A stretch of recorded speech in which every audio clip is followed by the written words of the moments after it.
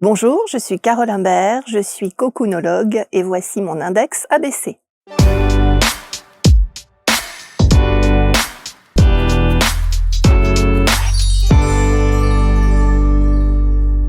Voici donc un nouveau portrait index. Elle se prénomme Carole Imbert. Elle est sur le canapé d'ABC et je suis toujours fasciné par ceux et celles qui osent s'octroyer des titres qui sortent de nulle part. Bonjour Carole. Bonjour Marc. Cocoonologue. Cocoonologue. Non mais oui. c'est magnifique. On a eu des osologues, on a eu des imaginologues et vous êtes cocoonologue. On peut comprendre d'où ça vient et vous allez nous expliquer évidemment votre parcours de vie. Est-ce que vous avez hésité avant de vous octroyer ce titre ? Non, c'est venu après une méditation, comme une évidence. C'est voilà une percée et c'est tombé comme ça. J'ai trouvé le mot amusant, décalé, rond et qui me correspondait bien. J'ai pas réfléchi et je l'ai déposé à l'INPI peut-être 2 heures plus tard. C'est ce que j'allais dire, vous avez bien déposé. Ce qui fait que maintenant, si vous donnez une carte de visite, il y a marqué cocoonologue. Oui. Alors, je suis dans un cabinet médical, je travaille avec des gens, des sachants, donc je fais un petit peu attention à la présentation pour moi ces personnes. C'est ça. Donc je suis sophrologue, hypnothérapeute, je pratique la méditation, le EFT, donc voilà, donc je mets ces mots-là aussi sur la carte pour rassurer rassure. quelque part, Ouais, voilà, qui mais rassure. voilà. Et est-ce que ça vous rassure, vous ? Mais moi, j'étais pas inquiète. Par rapport à quoi, me Est-ce que rassurer? ça vous valide ? Est-ce que vous aviez besoin d'une validation dite plus classique qu'un titre comme cocoonologue ? Alors la validation, je la cherche depuis que je suis haute comme 3 pommes à genoux. Je l'ai gagnée sur le tas dans mon travail. Et autant je peux manquer de confiance en moi sur plein de choses, autant quand j'ai des gens en face de moi, j'ai pas de doute sur la capacité que j'ai à les accompagner. Il y a pas, voilà, donc non, il y a pas de. Je cherche. C'était plus pour l'aspect thérapeute holistique, beaucoup de thérapeutes holistiques, mais il fallait quelque chose qui me ressemble le plus. Et en un mot, je suis ronde. Je suis très maternante dans mes accompagnements, mais c'est aussi un mot avec des consonnes, donc j'ai quand même du rythme dans mes accompagnements et je trouvais que il résumait bien ce que Ouais, j'étais. mais l'analyse est pointue alors pour le coup. Hein. Oui. Ouais, le mot a une C'est rare que signification. je suis souvent, j'ai souvent des mots de tête, mais c'est parce que j'analyse beaucoup les choses. Alors, c'est l'art de travailler conjointement sur soi et évidemment sur son lieu de vie. Oui. Donc, c'est cet effet miroir Exactement. qu'il y a entre le cocooning de sa personne Oui. et le cocooning de l'environnement, de son environnement matériel, de sa maison, de son intérieur. C'est incompatible ? Pendant mes études de sophrologie, j'ai appris ce que c'était qu'un placenta et à quel point il faisait partie du bébé qui voilà, pour le bébé est un corps dans un placenta. Et ben pour moi, l'environnement, l'endroit dans lequel on est, c'est un placenta. Et j'ai beaucoup aimé l'idée d'écologie, donc entre la maison et le lien qu'il y avait dans les 2 sens. Donc vous parlez de miroir, c'est vrai, mais c'est plus que ça. On dit souvent c'est le miroir de l'âme, mais c'est pas qu'un miroir parce que un miroir va pas nous nourrir quelque part. Mais le milieu dans lequel on est va nous nourrir, va nous tirer vers le bas ou vers le haut. Donc quand je travaille à aider les personnes à atteindre leurs objectifs, c'est souvent des périodes qui sont très difficiles. Je peux pas, pour moi, je propose les 2 séparément. Mais dans mon anamnèse, quand je rencontre la personne pour la première fois, j'ai toujours un mot pour l'autre intérieur pour lui montrer qu'elle pourrait peut-être encore gagner un peu plus en travaillant dans l'intériorité en cabinet, mais aussi à la maison. Est-ce que ça veut dire que celui qui ne fait pas ces 2, ce qui ne prend pas en considération ces 2 axes est par définition décalé? C'est-à-dire prendre en considération ce que l'on est et en même temps notre environnement. Je vous donne un exemple. Je fais de la thérapie du tri. Hier, j'étais chez une cliente qui a, au bout de 20 années de bons et loyaux services dans l'entreprise, s'est fait éjecter. Quand je suis venue chez elle hier, on a fait une anamnèse sur sa situation professionnelle, mais aussi familiale, parce que les enfants s'en vont, le couple, etc.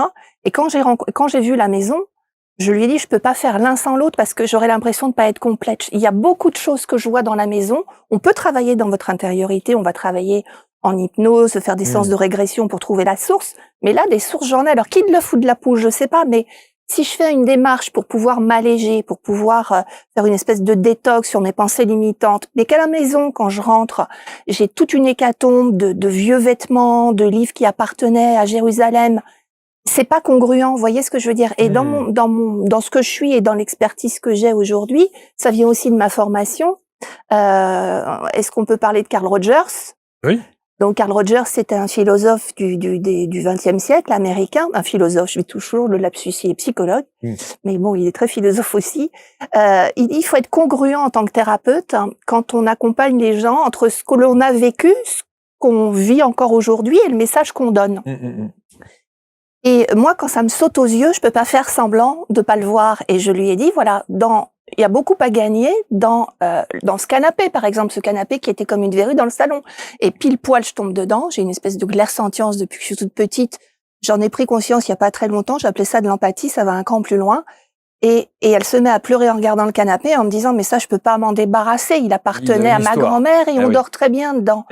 Mais là, tel qu'il est, il me va plus.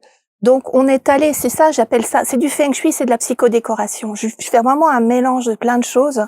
Et je lui ai dit, mais attendez, le canapé en lui-même, si je vous donne un billet de 50, vous tenez un billet de 50, je vous en donne un billet de 100. Vous n'allez pas pouvoir attraper celui de 100 si vous lâchez pas celui de 50.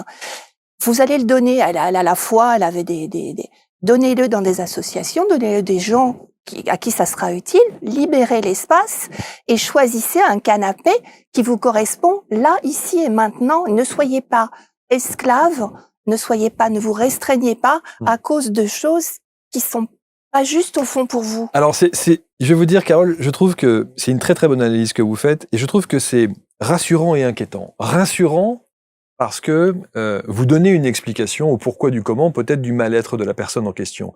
Et c'est inquiétant parce que je me dis en même temps que si aujourd'hui on ne fait pas ce travail-là, il y a des gens qui vont faire des thérapies pendant des années et des années et les choses ne vont pas s'améliorer telles qu'elles le désireraient. Complètement. Ça veut dire qu'il faut prendre conscience que autour de nous, il y a sans doute des choses à changer avant de vouloir changer ce que nous avons à l'intérieur, ou parallèlement. Et en même temps, quand c'est sous notre nez, je vous disais tout à l'heure, je peux pas faire semblant de ne pas le voir. Ce serait complètement contre-productif d'y aller bille en tête, on connaît pas la personne, et de lui dire, bah, vous voyez pas pourquoi vous allez pas bien, mais il y a ce canapé là en face, vous voyez? On le fait jamais ça en thérapie, enfin, on ne devrait jamais le faire. Donc j'y suis allée crescendo, c'est-à-dire que je lui ai demandé où elle voulait aller, quels étaient les points d'achoppement qu'elle rencontrait, et elle était clairement dans une démarche où elle voyait que tout partait à volo, mais elle savait plus par quoi prendre les choses. Elle voyait qu'elle était complètement engloutie par tous ces souvenirs qui étaient, au fond, qui lui faisaient plus de mal que de bien. C'est pour ça que je me suis autorisée à parler du canapé comme ça. Et pile poil, encore une fois, avec cette histoire de clairsentience, on va un cran plus loin dans la conversation, mais dès les peut-être 10 premières minutes, je lui dis, est-ce que vous avez... Elle avait du mal à choisir et c'était un gros problème pour elle. Donc, on a commencé à parler de thérapie du tri. Et elle me dit, mais mon mari me fait la guerre, je ne sais pas trier. J'ai des boîtes et des boîtes et des boîtes qui prennent la poussière. Attention, Marie Kondo, moi je la prends avec des pincettes, parce que si on ne trie pas, il y a toujours une bonne raison. Vous savez, dans le corps, l'esprit, on fait toujours le choix du moindre mal. On l'a entendu ça. Quand elle fait ça, quand elle peut pas trier, c'est qu'elle peut pas. C'est pas qu'elle est bête, c'est pas qu'elle est cochon, c'est pas un souillon. C'est qu'il y a quelque chose au niveau psychodécoration qui, à l'intérieur, il y a une bonne raison. En hypnose, on va soigner le symptôme, on va faire des techniques symptômes. Mais quand ça marche pas et que le truc reste accroché, on va aller chercher la racine. Et avec elle, on a cherché la racine. Et comme parent, je lui dis, mais vous avez des difficultés à faire des deuils, vous en avez eu des deuils difficiles dans votre vie? Elle cherche, non. Et je sais plus comment j'aborde le truc. Son père, année 1920, il est né en 1920, vient du Morvan, assistance publique. Et elle se met à fondre en larmes.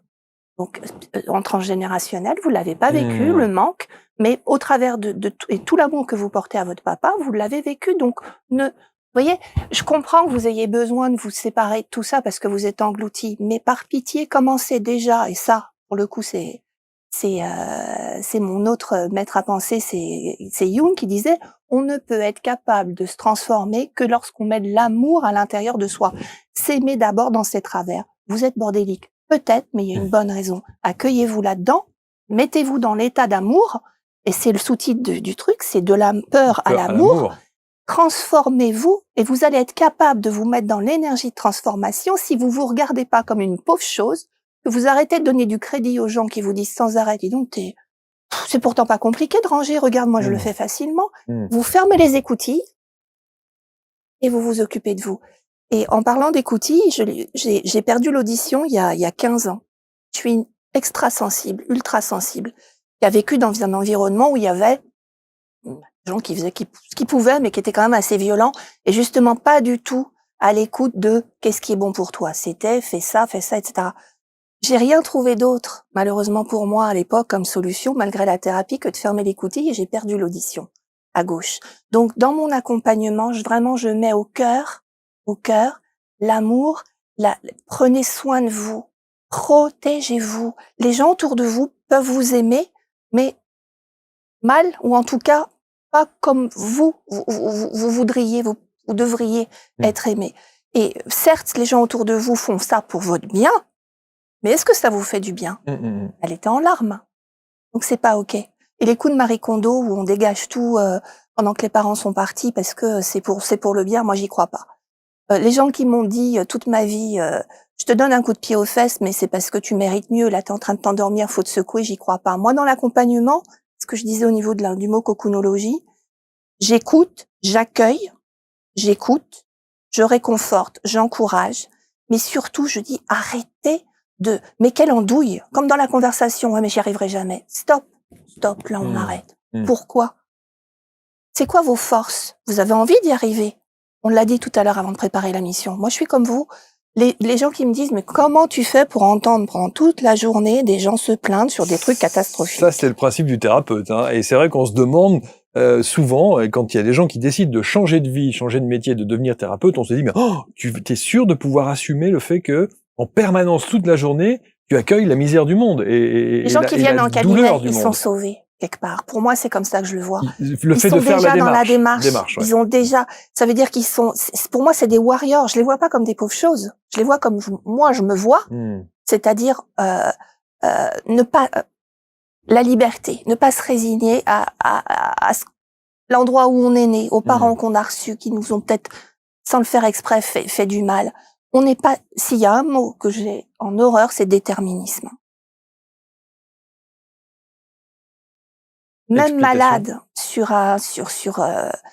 j'accompagne des gens à la mort, heu, je veux toujours, rallumer la lumière. Mon sous-titre, c'est Carole la luciole. C'est pas bien grand et ça éclaire, ça ferme son bec et ça éclaire Ça quand éclaire. on en a besoin. Et Ouais. quand les gens en ont plus besoin, je referme mon bec et ça me va très bien. Ouais. On rend autonome, voilà. Et ben, ces 2 personnes auxquelles je pense, dont un en particulier, que je suis allée voir chez lui au Sable d'Olonne, il pouvait plus marcher, il était en phase finale et le cœur, j'ai fait: «Ah non, moi, sa femme était en phase», je lui ai dit: «Venez là, accompagnez-le, soyez avec lui», et je l'ai fait repartir sur sa tondeuse autotractée. Je l'ai fait partir en visualisation. Il m'a suivi parce qu'on se connaît très bien. Il m'a suivi. Je vous garantis, alors c'est pas du charlatanisme, c'est qu'à un moment, il pouvait pas marcher malgré la cortisone. Il s'est levé, il a fait 3 pas dans le chemin, là, dans l'allée, et il est revenu. Parce que je suis allée chercher les ressources. Je lui ai dit: «On s'en fout, il y a plus de cancer là pour l'instant, repensez à ça», et je suis allée chercher dans sa moelle. Et pour moi, la moelle, qu'on peut appeler l'âme ou n'importe quoi, c'est ce qui nous caractérise vraiment. Et Mmh. c'est pas les tracas qu'on a eus, le mauvais père, la mauvaise mère. C'est à cette partie-là que je parle quand je suis en séance. Et celle-là, elle est jamais abîmée, ni par un conjoint, ni par un enfant, ni par les méchancetés de la vie. Elle est toujours pure. C'est à cette partie-là que je contacte et que les gens contactent quand ils sont en séance. Mmh. C'est pour ça qu'ils ont la force. Mais Celui qui se résout à ses problèmes, il est perdu. Mais en séance, moi, les gens, ils comprennent ça tout de suite. Mais c'est fascinant ce que vous dites, Carole, parce que j'ai le sentiment que même le titre de cocoonologue, il est extrêmement réducteur par rapport à ce que vous Ouais, proposez. sûrement. Je trouve que C'est vous avez un gentil. champ d'action et une palette d'action qui, ça va bien au-delà que de la notion du feng shui ou de certains qui appelaient ça du dépouillement personnel. Mmh. Ça va bien au-delà, j'ai le sentiment. Parce que votre accompagnement, là, on n'est pas dans simplement un positionnement de canapé. Vous êtes dans l'accompagnement de fin de vie aussi. Mmh. Je vais là où il y a plus beaucoup d'espoir. Les gens qui viennent à moi, ils viennent pas pour la sophro pour apprendre à respirer. Vous savez que les choses sont bien faites, les gens, ils viennent à vous parce qu'ils ont plus à faire avec vous qu'avec quelqu'un d'autre, et au travers J'ai pas eu un parcours catastrophique comparativement aux autres personnes qui sont venues sur le canapé avant moi. Par contre, ce qui me définit, c'est la foi. Et la foi et ce que je vous disais, je veux pas me déterminer. Donc j'ai un je donne tout pendant mes accompagnements pour reconnecter l'autre à sa puissance. Et je me mets comme Rogers le disait, un thérapeute rogérien, il est pas derrière une table. Il est à côté, il marche à côté. C'est un humain en chemin. Il fait ses expériences, qui en a fait, qui a dépassé certaines choses, qui s'est transformé, et il met tout ça, et surtout l'être-té, pas tant le savoir-faire, que l'être-té, au service en disant, tu me vois faillible. Moi, quand les gens me disent, Carole, vous êtes forte, heureusement, vous étiez pas à côté de moi hier sur le canapé, alors que j'étais en guenilles, parce que c'est ça, il faut dire aux gens, on est en chemin. Par contre, là je peux le dire parce que j'ai une force et une foi qui me où je me dis: «Mais on s'en fout, peu importe ce qui se passe aujourd'hui». Vous savez là, cette phrase là, c'est: «Je suis le résultat de mes pensées d'hier, aujourd'hui, et demain je serai le résultat de mes pensées d'aujourd'hui». Quand ils sont face à moi, et que je les accompagne, je reconnecte la Luciole, je reconnecte leur film. Ils sont pas faits autrement que moi. Cette puissance-là, on l'a tous. Elle est intacte. Il suffit juste de retirer tous les oripeaux, des conditionnements. Oui, mais papa m'a fait ça, maman m'a fait ça, etc. On en parle. Mais après, on se dit, bon, allez, maintenant, on se remonte les manches, on repart sur la partie blanche, là. T'as envie de quoi? On détoxe toutes ces croyances limitantes et on revient au jus. Et à partir de ce jus-là, on va où on veut. Où veux-tu aller? La dame, hier, je lui ai dit pendant la séance de feng shui, OK, on retire que ça va être difficile de trier. C'est quoi? Elle est en plein période de positionnement au niveau de son bilan de compétences. Mais au fait, vous voulez quoi? Bah, et la même chose, mais pas dans la même structure. En fait, au bout de 10 questions, pas du tout, C'est pas quoi. du tout C'est pas mais du tout c'est ce pas du qu'a tout ça, mais ouais, c'est ce évidemment. que vous disiez tout à l'heure. C'était, on va vers la facilité, on va parce qu'on a peur, mais pas tout le monde, mais certaines personnes qui viennent dans cette peur-là, il faut juste aller gratter un petit peu, leur dire: «Allez, de l'accueil, on accueille ça et on encourage et on valide et on de quoi on a tous besoin? D'amour». C'est ça le sous-titre, de la peur à l'amour. Si je vous regarde comme une pauvre chose fragile parce que je découvre un truc et que je vous regarde en étant apeuré. Mais moi, c'est pas ce regard-là que je vois. Je vois la misère, mais je vois derrière. Et c'est ça, on peut pas tricher. Dans la posture rogerienne, on ne peut pas tricher. La congruence, c'est j'ai pas besoin de me parler. Et souvent, et quand les gens veulent bien arrêter de parler, on est simplement en silence et il y a quelque chose d'inconscient inconscient où là, on peut pas tricher. Les mots, c'est toujours, vous savez bien, on perd quelqu'un, je suis désolée pour ta perte, etc. Mais c'est que de chi par rapport à ce qu'on ressent pour la personne. Et ben Évidemment. moi, je suis là-dedans et ça se sent, quoi. Et du coup, j'ai des accompagnements qui peuvent être très très courts. Je retrouve les gens plus loin, mais il n'y a pas forcément besoin de 15 séances. Si c'est pur, si on recontacte ça, mais la personne dit, mais punaise, mais oui, mais c'était là. On n'en rajoute pas, on en enlève. On enlève les questionnements, le mental, et on reprend, le cœur reprend les rênes. Le cœur reprend les rênes. Vous vous considérez comme une thérapeute? Quand j'étais gamine, je voulais être bonne sœur ou pédiatre. Je dirais que je suis entre les deux. J'arrive pas à dire client. Je me fais houspiller parce que j'ai pas le droit de dire patient.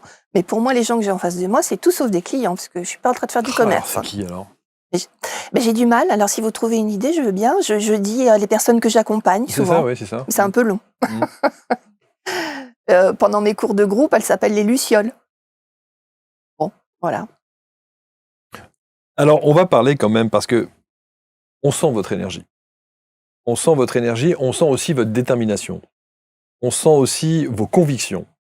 Et on sent aussi presque, c'est peut-être un peu excessif comme mot, mais c'est celui qui me vient tout de suite, cette espèce de rage de vouloir faire comprendre aux gens leur potentiel et les mettre face aussi à la réalité de ce qu'ils sont. D'où ça vous vient, ça? De votre éducation? De votre enfance? De cette petite entre 8 et 10 ans qui demande à son père, qui va consulter un pédiatre, je veux que tu me dises exactement ce qu'il dit de moi? Oui, ça, il y a eu des... L'ultrasensibilité, je l'ai toujours eue et j'ai vécu dans un milieu qui était hostile, violent. Des parents qui s'étaient pourtant choisis, mais qui ont été probablement très frustrés l'un de l'autre.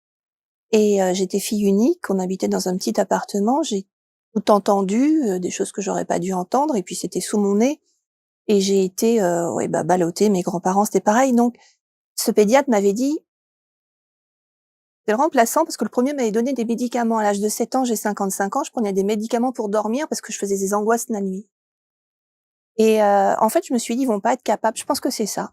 «Ils vont pas être capables de me protéger, il va falloir que je me débrouille toute seule». 8-10 ans. Oh oui, plus tôt, même plus jeune. Donc j'avais une petite chaise de camping, je faisais un prie-Dieu, donc je priais avec mon chapelet. Ça paraît triste comme ça, mais c'était pas triste. Parce que alors j'ai la foi. Mmh. Bon, je fais pas de prosélytisme en cabinet, mais j'ai toujours été, je me suis toujours sentie entourée, voilà. Donc pas trop dans la peur, accompagnée. Mmh. Et ma foi, elle vient aussi, du fait que je me suis dit: «De toute façon, tout ce qui nous arrive, ça a du sens. On ne peut pas avoir été abandonnés», et même les choses compliquées Mmh. aujourd'hui, je les vois comme, des expériences qui me sont données. Même la souffrance. Oh oui! Alors, faut faire attention à ce qu'on dit, hein. Une gamine qui a été violée, je peux pas lui dire, «Réjouis-toi parce que ça va t'apprendre des choses». Évidemment que je dis pas ça. Heu, je peux pas J'ai pas spécialement envie de parler de ce qui m'est arrivé, là, mais hem, ouais, je peux le dire. Heu, Même des choses compliquées font en sorte que, enfin voilà, c'est arrivé. Mmh. Je pense, quand gamine, quand ça m'arrivait, je me disais: «Il est en train de te donner le coup de pied aux fesses, mais si tu regardes bien, il est en train de te donner aussi l'antidote. Regarde autour». Et il y a eu des mains tendues. Mon amie d'enfance, on s'est connus il y a 9 ans et demi, c'est toujours mon amie aujourd'hui. Elle avait une mère malade, moi j'avais des parents dysfonctionnants, on a grandi comme ça et on s'est soutenus. Bah, je les aurais pas eus, toute ma vie, tous les trucs que je regarde maintenant à la loupe, Mmh. c'était une bonne chose. Et au cabinet, toujours avec des pincettes, quand je connais bien les gens, je dis: «C'est toujours le même ange, il distribue les bouquets de fleurs ou les coups de pied aux fesses». En valeur absolue, on a besoin des 2 pour avancer, c'est souvent plus les coups de pied aux fesses, malheureusement, qui nous font avancer. Quand je le traverse, ce que je vous disais tout à l'heure, j'ai perdu ma mère, c'est pas un moment de plaisir, Mmh. d'autant qu'il y a des frustrations, des choses qui sont pas vécues, et cetera. Mais je prie vraiment et je médite pour que je puisse retirer ce chagrin qui fait comme un filtre noir, pour pouvoir aller au-delà de ce filtre et voir ce qu'il y a derrière et les choses belles qui peuvent sortir de ça. Et à chaque fois que j'ai eu des coups durs dans la vie, j'ai toujours prié pour dire: je veux être en capacité, même si c'est très sombre autour, de voir la lumière au bout du Mmh. tunnel». Et pour les vœux de fin d'année, c'est toujours ce que je demande, pour moi et pour les autres. Se dire: «Il faut que rien me tombe sur la figure», c'est impossible. Moi, j'ai mis au monde 2 enfants. Au-dessus du berceau, je me disais: «Mais qu'est-ce que j'ai fait? Il va devoir souffrir». Et Mmh. puis, à la réflexion, je me disais: «Oui, il va devoir souffrir, mais il sera pas seul. Il y aura du monde autour pour le j'ai confiance, il aura des choses autour pour pouvoir dépasser ça et grandir de ça, de la peur à l'amour». Vous avez donc créé un cabinet Mmh mh. en 2005, Oui. qui s'appelait, Harmonizen, Mmh. voilà, qui sonne aussi très bien que Cocoonologue. Voilà, je trouve ça, plutôt bien. Il existe encore ce cabinet? Oui, oui, oui, Ouais, oui. toujours, ouais. Oui, Mmh. oui. C'est au travers du cabinet que vous faites vos consultations? Ouais. Ouais. Alors, là, c'est plus le feng shui pour le coup. En 2005 que j'ai créé, donc c'était un boulot enfin, je me suis formée j'ai arrêté mon activité en 2000, je me suis formée jusqu'en 2005 et je l'avais rencontré ce feng shui en 95 lors d'une émission de télé où je Mmh. me suis dit: «Punaise, il y a des gens qui font ce que je fais et donc c'est pas bizarre». Bon, et voilà, ensuite j'ai voulu compléter la formation de feng shui avec la formation de sophrologie, Mmh. puis l'hypnose. Et puis, bah, comme beaucoup, à 55 ans, ça fait, 25 ans que je fais ça, j'ai fait d'autres choses. Je me suis formée à la santé intégrative Corps Esprit avec des pompes dans le sujet, des Christophe André pour la méditation. Mmh mh. Donc voilà, le l'EFT me passionne, il y a tout un tas de choses qui sont venues se greffer et aujourd'hui, voilà, comme vous le disiez, j'ai du mal à définir même le mot cocoonologue, c'est reste Complètement restrictif. Ouais. d'accord. Moi, quand je vous écoute là maintenant, je me dis: «Bon, alors on va parler de feng shui, alors attention, qu'est-ce qu'on fait? Le lit, on le met à gauche, à droite, la tête au nord?» Vous voyez ce que je veux dire? Vous ra Mais voi ça va ça bien au-delà. Votre bah, expertise est beaucoup plus puissante que ça. arrivé à un certain âge, on a plein de choses sur la table et puis à l'intuition, on va pouvoir aller piocher plus ça, plus ça. Et c'est encore une histoire de liberté et de respect pour les gens parce que je peux pas les rentrer dans un carcan, quoi. Ça, c'est trop limitant, ça. Donc, Dolto, elle disait un truc que je trouvais joli. Écoutez-moi, écoutez-en d'autres. Vous savez comment elle finit, à votre Non, avis? non, Écoutez-moi, écoutez-en et d'autres. faites votre choix, Voilà, ouais, c'est ça? exactement. Et puis surtout, écoutez-vous. Ouais, ouais. Moi, je fais beaucoup confiance à l'intuition des gens. Alors, je dis, tentez, écoutez-vous. Et puis, rien n'est définitif, ne cassez pas des murs. Attendez 3 semaines, voyez comment ça évolue. Si vous vous sentez mieux, c'est très bien. Changez une chose à la fois. Et puis, si ça n'évolue pas, bah, c'est que c'était pas ça et vous changez autre chose. Sauf que paradoxalement, dans ce que vous dites, c'est que si vous dites aux gens: «Écoutez-vous», ils font appel à vous parce qu'ils n'arrivent plus à s'écouter. Alors, c'est pour ça qu'il y a du cadre. C'est-à-dire que dans mes expertises, je fais plusieurs propositions qui me semblent tenir la route. Et je dis, parmi toutes ces propositions, choisissez la vôtre. Donc, c'est plus de travail pour moi, Mmh. mais au moins, ils se retrouvent là-dedans. C'est Mmh. pas imposé. J'ai horreur du dogme. Le mot liberté et le mot Mmh. respect, c'est comme avec foi et avec amour, c'est les 4 qui me... Je supporte pas. Un jour, quand je me suis lancée en Feng Shui en 2005, j'ai fait venir quelqu'un. La fille me dit, le berceau, il doit aller là. Je lui dis, mais non, mais c'est le berceau de mon bébé, je peux pas le mettre là, il est entre la fenêtre. C'est comme ça, vous faites appel à une professionnelle, faut l'écouter. J'avais été heurtée, je me suis dit, ben, enfin, si... Elle est un peu cash, oui. C'était un peu cash. Donc, Mmh. j'ai pas voulu reproduire la chose. Et du coup, je suis très attentive, c'est-à-dire que je laisse faire, mais je contrôle, je vérifie, je reviens derrière. Mmh. Alors ça fait partie de ce que j'appelle mon SAV. Comment ça se passe depuis? Vous avez, parce que les gens se pensent pas forcément, ils sont bien dans leur truc. Ah bah oui, je suis bien. Ils pensent pas forcément à vous le faire savoir. Donc, Mmh. je fais comme avec mes enfants, c'est-à-dire je repasse un petit coup de téléphone pour savoir comment ça a évolué, tout ça. Voilà. Mmh. Mais ce qui est intéressant aussi, c'est de se dire que, vous prenez en fait votre accompagnement par le prisme du feng shui, mais j'ai l'impression que vous allez mettre le doigt à un moment donné sur quelque chose qui est beaucoup plus grand, Mmh mh. qui est voire même à l'opposé de la petite problématique mobilière, j'ai envie de dire. C'est pour ça que j'associe le mot de psychodécoration. J'ai un jour, alors donc avec cette clairsentience, une cliente au téléphone, une thérapeute une amie thérapeute m'avait envoyé, elle m'a dit: «Il faudrait que tu l'aides dans sa maison parce que je suis sûre qu'il y a un truc qui va pas». Elle venait, cette dame, de perdre sa mère et sa sœur à 1 an d'intervalle. Elle se retrouvait toute seule alors qu'elles étaient comme ça. Je l'ai au téléphone, je vois pas sa maison, je la connais pas. Je lui dis: «Mais quelle drôle d'idée de mettre le canapé en plein milieu de la pièce». Et là, il y a eu un blanc, donc elle m'a fait venir parce qu'elle était quand même, surprise, on va dire, à minima. Et en fait, quand je suis arrivée, j'ai vu que le canapé, c'était un canapé très bas, avec 6 mètres au-dessus d'une belle maison, des verrières partout, et elle était au milieu, entre une porte et une fenêtre. Et c'était pas joli du tout, mais je lui dis: «On va essayer de faire un truc. On a reculé le fauteuil et on l'a collé contre un mur». Elle s'est décalée, elle a pris une autre et elle s'est collée comme ça et elle s'est... Il y a quelque chose qui a lâché. Mmh. Et ben, c'est... Vous savez, quand on travaille avec l'inconscient, c'est plein de... L'inconscient, il travaille beaucoup par métaphore, par association d'idées.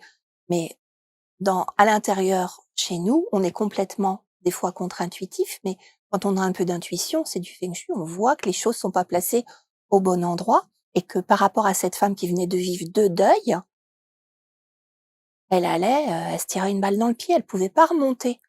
Parce qu'elle était dans ce canapé toute seule toute la journée, elle pouvait pas remonter. Mmh. Donc c'est ce que je vous disais en préambule, le feng shui pour moi, c'est un complément, c'est Mmh. l'autre, c'est le placenta.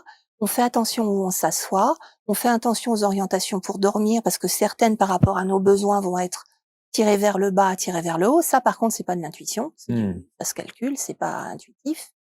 Hem, En tout cas, ce que vous nous dites, c'est que notre habitat, en tout cas le reflet de ce que l'on est. il est le reflet et il est le placenta. Il nous nourrit, Ouais. il nous nourrit.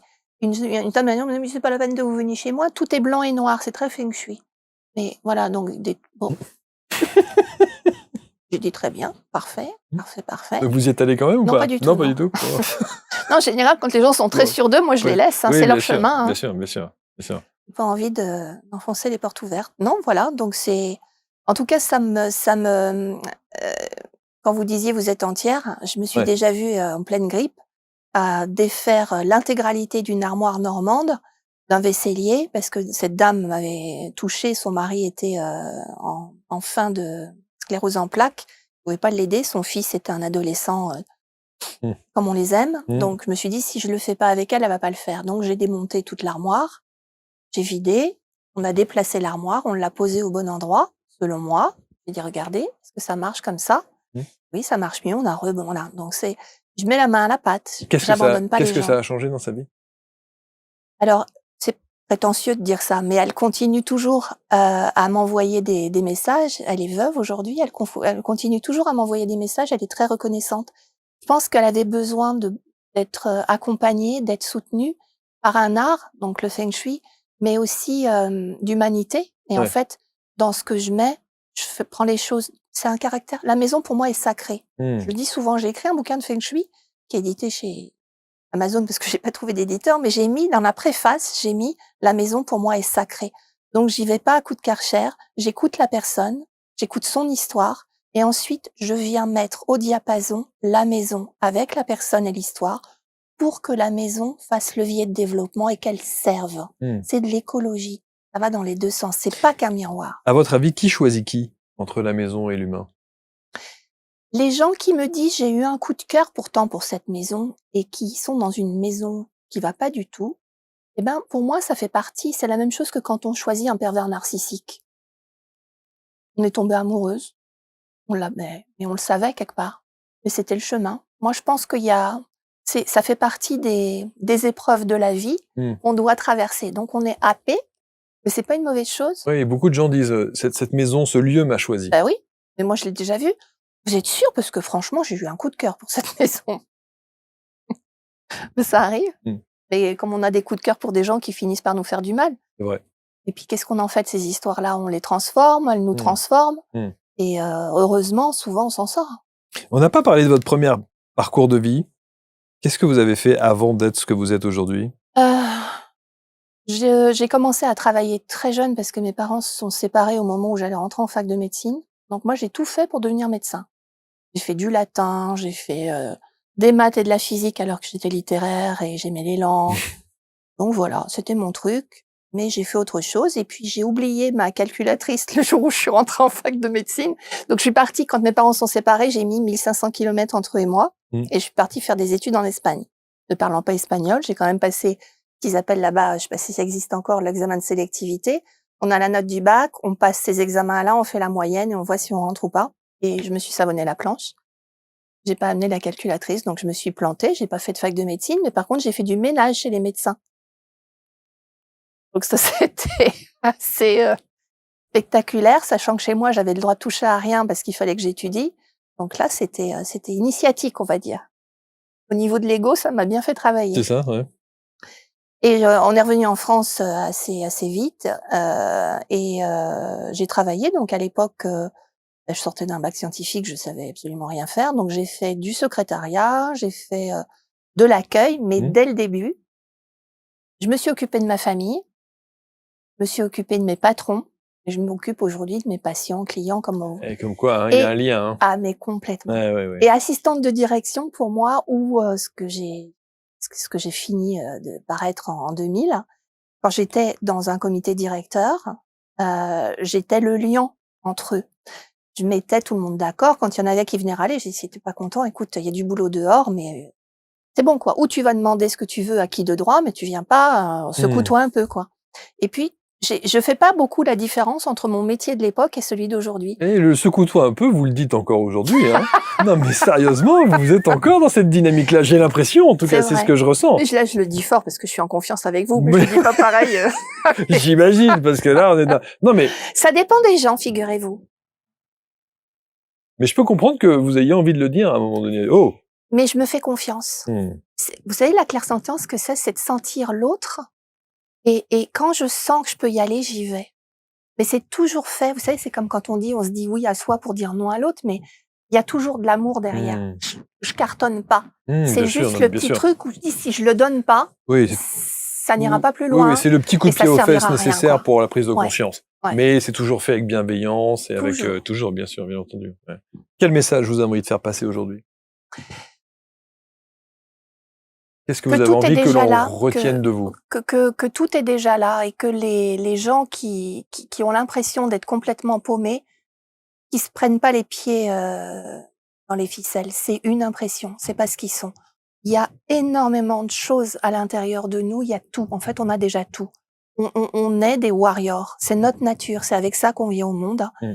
Et si on trouve pas la force en soi, il y a aucune honte à franchir la porte d'un thérapeute. Il faut que ce soit le bon. On peut en faire 3 ou 4. Moi, je crois on me dit souvent qu'est-ce qu'il faut que je fasse, sophro, hypnose, méditation.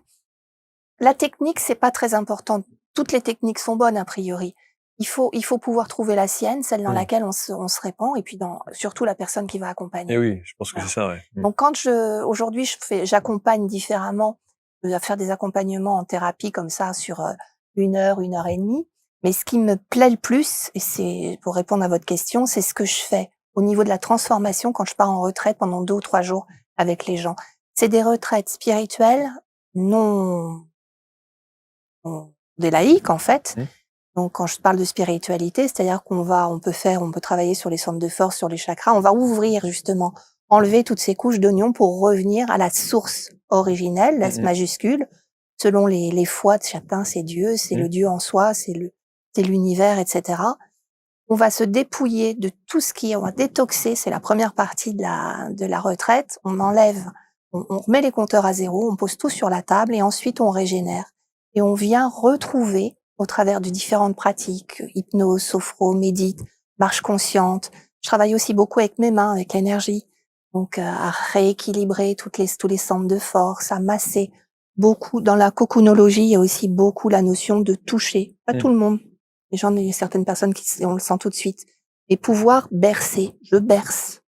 Le cuir chevelu, il y a différentes façons de le toucher, mais d'y aller en douceur. Et tout ça processe de se réaligner, de se sentir puissant quelque part. C'est vraiment retrouver sa puissance.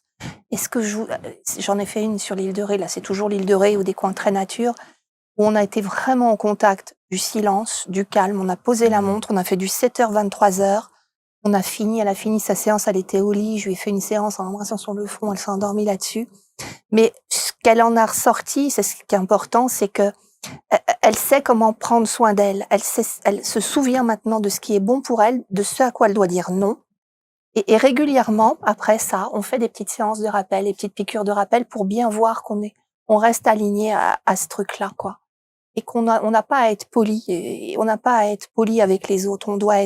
Évidemment qu'on ne doit pas être rebelle, etc. Mais on doit surtout s'intéresser par le silence, qu'est-ce que je suis en train de contacter là? Est-ce que ça me fait vraiment plaisir ou est-ce que je le fais parce que j'ai les foi de lui déplaire et qu'il m'abandonne? Pas simple, hein. C'est pas forcément très confortable parce qu'il faut tout le temps être. Qu'est-ce qui se passe? Si je suis en pilote automatique parce que c'est plus important de faire que d'être, je vais prendre le bouillon.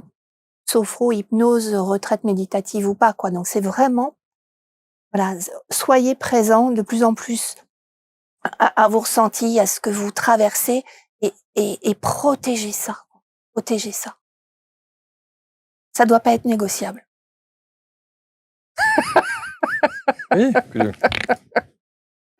Une petite pensée pour la personne qui partage votre vie. Alors, ceci dit, on n'est pas toujours ce que l'on est dans le professionnel et dans le privé. Ah si. Ah si, vous êtes comme ça, d'accord, ok, d'accord. Ah oui, d'accord, vous êtes comme ça aussi. Ouais. Mais j'ai les deux. J'aime bien aussi qu'on prenne soin de moi. Bien sûr. Ouais. J'aime bien me laisser bercer aussi. Je le fais souvent avec des amis thérapeutes. Et là, je me laisse complètement aller. J'en ai besoin. Parce qu'avec ce que je donne, j'ai besoin d'aller recharger mes batteries. Et ça, j'y fais très attention. Est-ce que vous êtes aligné aujourd'hui véritablement avec la personne que vous avez toujours eu envie d'être? Oui. Le soin, l'écoute de l'autre sans s'oublier. Ouais. Être utile, remettre de la paix, remettre de la justice. Voilà. Ouais. Soutenir, aider, encourager. Ouais, c'est vraiment ce que je voulais faire.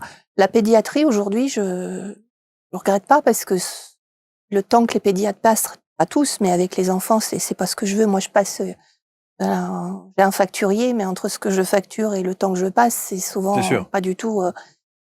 Voilà. Donc, je suis heureuse de faire ce que je fais. Et plus je le fais, et plus je suis heureuse. Et vous avez la foi. Et j'ai la foi. Et ça se sent. Dans l'être humain. Dans l'être humain. La foi en soi, la foi en l'autre et la foi en plus grand que soi qui nous veut du bien, même si, au travers de ce qu'on est en train de vivre, ça peut être un mauvais karma, etc. On peut pas dire que la planète aille très bien, mais je suis pas, a priori, je suis sur le plancher des vaches dans le principe de réalité. J'arrive pas à m'en inquiéter parce que je me dis: «Il y a du sens à tout ça». Résolument optimiste. Il y a du sens à tout ça. Pas toujours, mais pour ça, oui. Ouais. Mmh. Merci Carole. Merci Marc. Merci infiniment, c'est passionnant et je pense que vous allez très vite vouloir entrer en contact si vous avez envie d'être secoué un peu hein, et d'être pris en main aussi parce que vous avez bien compris quelle était la personnalité de Carole, en tout cas son expertise qui va bien au-delà de son titre de cocoonologue, hein, mais en même temps, cocoonologue, c'est maintenant que je vous ai écouté, on vous a écouté, ce n'est pas qu'un déplacement de meubles ou casser un mur, hein, ça va aussi bien au-delà, c'est-à-dire que vous cocoonez les gens que vous accompagnez. Je les aime. Vous les aimez, hein, et ça se sent. Merci infiniment. Merci Et autour de cette vidéo, vous avez l'intégralité des liens pour entrer en contact avec Carole et toute son actualité, bien entendu. Et nous, on se retrouve très vite pour un prochain Portrait Index. Salut!